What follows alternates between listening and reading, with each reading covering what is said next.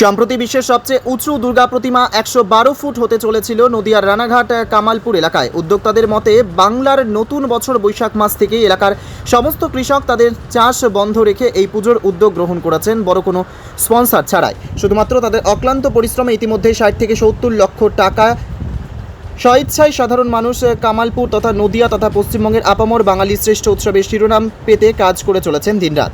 কিন্তু হঠাৎই পুলিশ প্রশাসন তাদেরকে কাজ বন্ধ রাখে। কারণ হিসেবে কোনো নোটিশ কিংবা কারণ হিসেবে অবশ্য কিছু না জানালেও ওপর মহল থেকে নিষেধ আছে জানানো হয়েছিল। ইতিমধ্যে এই বিষয়টি হাইকোর্টে ওঠে।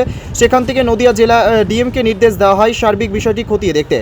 প্রশাসনিক সূত্রে জানা যায় প্রচুর পরিমাণে মানুষের ভিড় যে কোনো দুর্ঘটনার নিরাপত্তাজনিত কারণে এবং বিদ্যুতের পর্যাপ্ত ব্যবস্থা না থাকার কারণে আপাতত স্থগিতাদেশ দেওয়া হয়েছে। তবে বিষয়টি এখনও পর্যন্ত তদন্ত এবং বিচারাধীন। তবে এলাকাবাসীর অনুমান, যেখানে মুখ্যমন্ত্রী অনীহা প্রকাশ করেছেন সেখানে সমগ্র পুলিশ প্রশাসন নানান কারণ খুঁজতে চেষ্টা করছেন। প্রায় 40 বিঘে জমির ওপর বাঁশের এবং লোহার স্ট্রাকচার করে মাথার ওপর ছাউনিবিহীনভাবে বেশ দূরত্ব বজায় রেখে প্রতিমা দর্শনে কোনো বিপদ নেই। এমনকি ব্যাপক পরিমাণে মানুষের সমাগম, যে রাস্তার সমস্যার কথা বলা হয়েছে তাও ঠিক নয়। এর কারণ ওই গ্রামে আরও 2টি রাস্তা রয়েছে। শুধু তাই নয়, কৃষকরা তাদের বাকি অংশের চাষের জমিও পর্যন্ত প্রতিমা দেখতে আসার জন্য ব্যবহার করতে দেবেন বলে জানিয়েছেন। এ বিষয়ে ওকে কি জানিয়েছেন শুনব। পৃথিবীর 3 ভাগ জল 1 ভাগ স্থল, তাই পানীয় জলের অভাব নেই। কিন্তু বিশুদ্ধ পানীয় জল একটাই, বৃষ্টি অ্যাকোয়া। প্রতি ফোঁটায় আনে তৃপ্তি, মেটায় তেষ্টা। বৃষ্টি অ্যাকোয়া, বিশুদ্ধ পানীয় জল। আজকে আরজি করের একটা ঘটনা করছে, সেটাকে সামাল দিতে পারছে না সিভিকদের। এখন তারা নিরাপত্তা দিচ্ছে। তো প্রশাসন যদি এ রাজ্যে না থাকে, বলে দিক যে আমরা প্রশাসনিক দিতে পারবো না, এলাকার মানুষ ভলেন্টিয়ার্সের দায়িত্ব। এও বলেছিল আমাদের ক্লাবের থেকে আমরা 500 ভলেন্টিয়ারের লিস্টও করে দিয়েছি। 500 ভলেন্টিয়ার লিস্ট আমরা পাঠিয়ে দিয়েছি। তারপর বলেছিল যে 150 ফুট দূরের থেকে মানুষরা দেখবে, ব্যারিকেড করে দেবে। একটু এলাকা পুরো এই মাঠটা জুড়ে কিন্তু সিসিটিভি ক্যামেরায় মোড়া থাকবে। রাস্তায় রাস্তায় ধারে মানে যখন ভিড় হবে পুরো ডাক্তারের ক্যাম্প বসবে, যাতে কেউ যদি অসুস্থ হয়ে যায়। আমি একটা জিনিস বুঝতে পারছি না, হঠাৎ করে এই পুজোটা বন্ধ করার পিছনে কি গন্ধ আছে। প্রথমে এটাকে খুঁজে বের করার দরকার। তাহলে আজকে যারা হিন্দুরা আছে, এলাকার চাষি, গরিব মানুষ, খেটে খাওয়া মানুষ, আজকে তারা প্রায় 6 মাস ধরে চাষের জমি আজকে এখানে বন্ধ রেখেছে শুধুমাত্র এই দুর্গাপুজোর অনুষ্ঠানটা যাতে তারা নিঃস্বার্থ পাবে। 60 থেকে 70 লক্ষ টাকা ইতিমধ্যে খরচা হয়েছে। হঠাৎ করে কি ঘটনা ঘটলো প্রশাসনের পক্ষ থেকে? আরে আরজি করের কি হয়েছে, তার সঙ্গে কামালপুরের এই পুজোর কি সম্পর্ক আছে? সম্পূর্ণ তার প্রশাসনিক ব্যাপার, তার অ্যাডমিনিস্ট্রেশন পুরো ফেইলার, সে তার ম্যাটার। আজকে 170-75 ফুটে উঁচু করে আজকে বুর্জা খলিফার পুজো করছে কল্যাণীর আয়োজক মন্ডল। কারা তারা কি একটা বিশেষ দলের? তারা কি শাসক দলের ঘনিষ্ঠতাই? কিন্তু এখানে তো পার্টি নেই। কামালপুরে যে পুজো হচ্ছে, না এখানে সিপিএম, না তৃণমূল, না বিজেপি। এখানে লোকাল পঞ্চায়েত বিজেপির আছে, মেম্বার এখানকার তৃণমূলের আছে, আমি বিধায়ক আছি। কই আমরা তো কেউ ইন্টারফেয়ার করছি না। গ্রামের মানুষের একটা ইচ্ছা এবং তাদের কোনো অনুদান ছাড়া, কারো কাছ থেকে কোনো অনুদান না নিয়ে এখানকার মানুষ স্বেচ্ছা এখানে অর্থ দিয়ে চাষিরা তাদের চাষের জমি ফেলে রেখে আজকে এই ঐতিহাসিক দুর্গাপূজাকে তারা সম্পন্ন করার চেষ্টা করছে। হঠাৎ করে সরকারের কি হলো? কোনো লিখিত নেই, কোনো নোটিশ নেই, পুলিশ গাড়ি দাঁড় করিয়ে রেখেছে। এখানে কোর্টের কোনো অর্ডার নেই, ও পুজো বন্ধ করা যাবে না। ডিএম কোনো অর্ডার দেয়নি। এখানে এসে একজন বড় বড় আধিকারিকরা ঘুরে যাচ্ছে। না, পুজো বন্ধ রাখা যাবে না, কাজ চলবে। এই লড়াই সকলের করতে হবে। এটা আমরা সকলে থাকবো। প্রশাসন এখানে আসুক, আমি এখানে দাঁড়িয়ে থাকবো। কি কারণে বন্ধ করবে? এখানে এডিশনাল এসপি আসুক, ডিএসপি বর্ডার আসুক, ওসি ধানতলা, আইসি রানাঘাট আসুক। এত লক্ষ লক্ষ হাজার হাজার মানুষের আজকে এই ঐতিহাসিক পূজাকে কি কারণে বন্ধ করবে? একদিনের মধ্যে হাজার হাজার পুলিশ দাঁড় করিয়ে দিচ্ছে। 163 ধারা আজকে ধর্মতলায় গতকাল জারি করেছি। 5 জনের বেশি জমায়েত হবে না। মহরমের দিন লক্ষ লক্ষ পুলিশ সিভিক দিয়ে একদম কলকাতা মুড়ে দিচ্ছে। কলকাতার রাজপথে দাঁড়িয়ে সেখানে তারা ধর্মীয় অনুষ্ঠান করছে, সে বেলায় পুলিশ প্রোটেকশন আছে। আর হিন্দুদের বেলায় একটা সনাতনী দুর্গাপূজা, আজকে বাঙালিদের শ্রেষ্ঠ উৎসব দুর্গোৎসব এবং কামালপুর অঞ্চলের গর্ব, নদিয়ার জেলার গর্ব এবং পশ্চিমবঙ্গের গর্ব হতে চলেছে। আজকে সেই মানুষগুলোকে আজকে একদম ইচ্ছাকৃতভাবে এই রাজ্যের একজন মানে কি বলবো, একজন হিন্দু বিরোধী একজন প্রশাসক আজকে এই এলাকার মানুষের আজকে রাতের ঘুম কেড়ে নিয়েছে, প্রত্যেকটা মানুষের আজকে চোখের জল।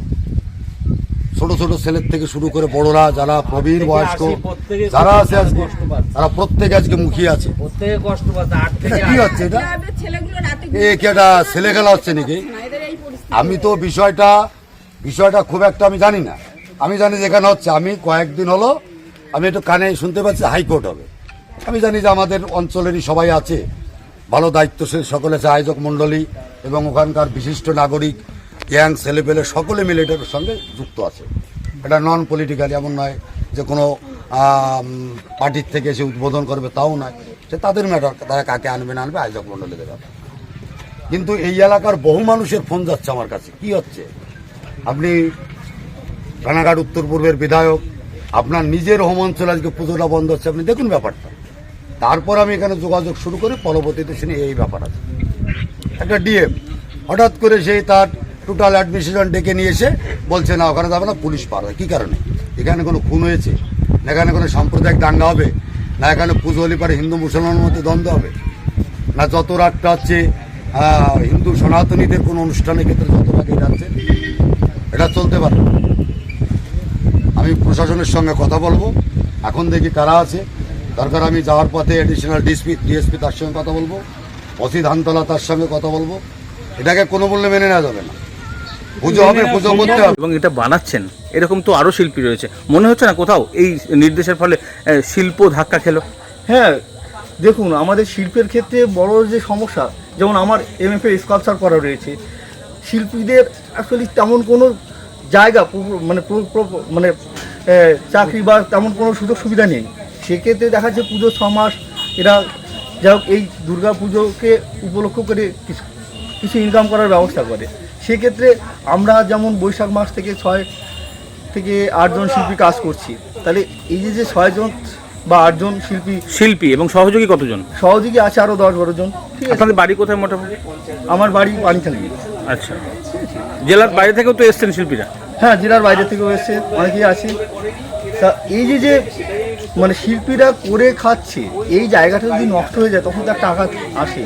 ঠিক আছে, যেমন আমি একজন মানে শিক্ষিত ছেলে, আর্ট নিয়ে পড়েছি, সে স্পেস কাজ করারই স্পেস নেই।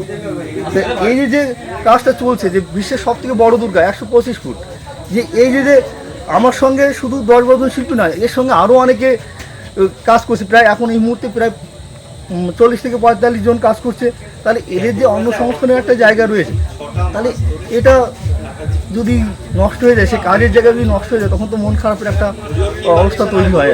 কি নাম আপনার? অপূর্ব রায়।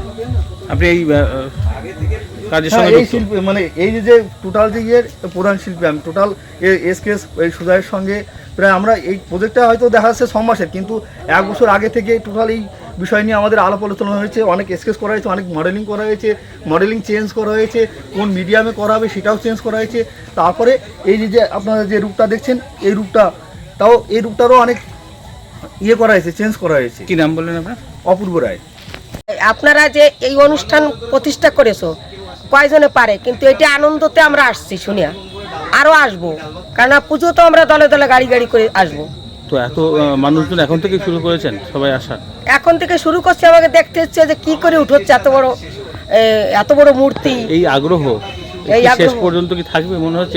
থাকবে, হ্যাঁ থাকবে, কেননা তোমরা যে অনুষ্ঠান করেছো গড়ে আমাদের নদীর ভিতর একটা সেরা অনুষ্ঠান। কিন্তু মুখ্যমন্ত্রী নির্দেশ দিয়েছে যে বন্ধ করে দেওয়ার জন্য, কি বলবো? হ্যাঁ, মুখ্যমন্ত্রী ধরিয়ে আলোয় দেবো আমরা, মুখ্যমন্ত্রী বানাইছি আমরা, বলে দিও। দেখো, আমরা যদি না থাকি, তোমার এই দেশে যদি জমি না থাকে, চাষটা করলে ফসল নালি খাব কিনা? রামপ্রসাদ বলিছে কি জানো, যে এমন মানব জমি রইল পতি আবাদ করলে ফলতো শোনা মন্ডে শোনা কাজ জানে না। এই যে ছেলেবেলে, হাজার হাজার ছেলেবেলে এই মায়ের মূর্তি, বাবা ভোলানাথের মূর্তি করছে, এইটাই তো এদের বড়। গ্রামের মানুষ আমরা সর্বলোকে আনন্দ করতে পারছি। ছেলেপেলে কত মন দেখো, এই সন্ধ্যার সময় দেখো একটা অনুষ্ঠান বাদ দিয়ে দেওয়া নিয়ে চলে আসি মোটরসাইকেলে, যা আমরা একটু দেখবো। কি চাইছেন আপনারা? আমরা চাইছি তো আনন্দ, ভালো লাগছে, এত বড় অদ্ভুত জিনিস আরো থাক, সারা জীবন যেন এইভাবে থাকে, আমরা নমস্কার করতে পেরেছি বাবা ভোলানাথ রে। কি নাম আপনার? আমার নাম আছে সুলতা বাইন। আর কোথায় বাড়ি? আমি গ্রামে করি, মেলা ঘাটে করি।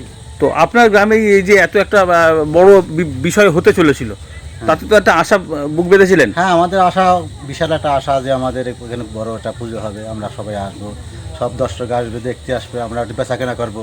আমাদের একটা মনে একটা আবির্ভাব অন্যরকম ছিল। এখন যে পুজো বন্ধ হয়ে যায়, আমাদের মনক্ষুণ্ণ হয়ে যাবে, আমাদের সব পাবলিক এতে মনক্ষুণ্ণ অন্য কিছু করতে পারে। আচ্ছা, এমনি অন্যান্য আত্মীয় স্বজন সবাই তোকে ফোন টোন করেছিল হ্যাঁ, যে আপনারা সবাই এখানে ফোন করছে, বেড়াতে আমাদের- আসবে, এই ঠাকুর আমাদের দেখতে আসবে? কলকাতা আত্মীয় স্বজন আছে, তাদের কাছে বলছি এখানে পুজো আসছে, এখানে সব আসবে আমাদের দেখতে, পুজো আমরাও নিয়ে আসবো এখানে তাদের আত্মীয় স্বজনকে। খুব একটা আশা ছিল। এখন যদি না হয় তাহলে আমাদের কিছু আর বলার মতো থাকবে না। কি বলবেন এদিকে, মানে পুজো মানে ধরুন আপনাদের কাছে টাকাগুলো পৌঁছাতে এই যে সরকারি অনুদান দেওয়া হয়, যে যারা যাতে মেলার লোকেরা, যাতে প্যান্ডেল শিল্পীরা, যারা ঢাকিরা, প্রত্যেকে যেন টাকাটা পায়, তো সেক্ষেত্রে আপনারা কি আদৌ টাকা পাচ্ছেন? আদৌ কি সুবিধা লাভ হবে?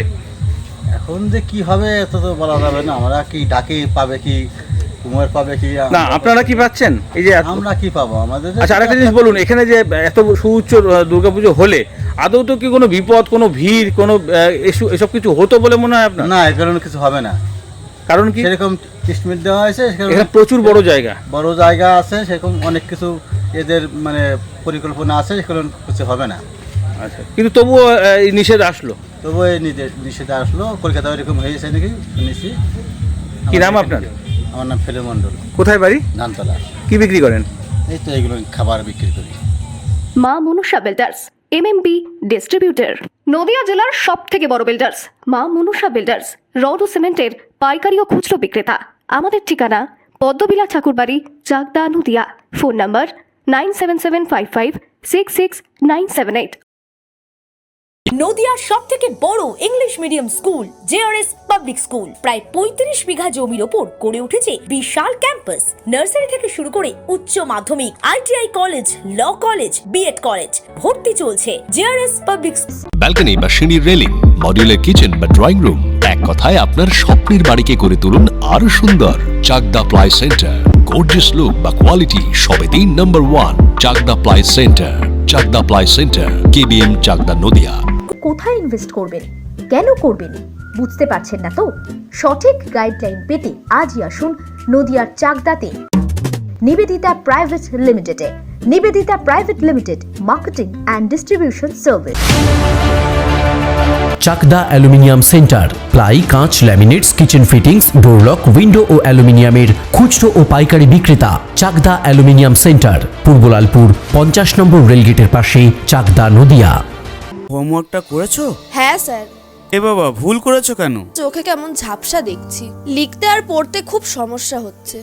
চাকদার মডার্ন অপটিক্স থেকে ভালো চোখের ডাক্তার দেখিয়ে নাও। প্রতিদিন প্রকৃত চোখের ডাক্তার ও দৃষ্টি বিশেষজ্ঞ মডার্ন অপটিক্স, চাকদহে। Samsung, Jio, Realme,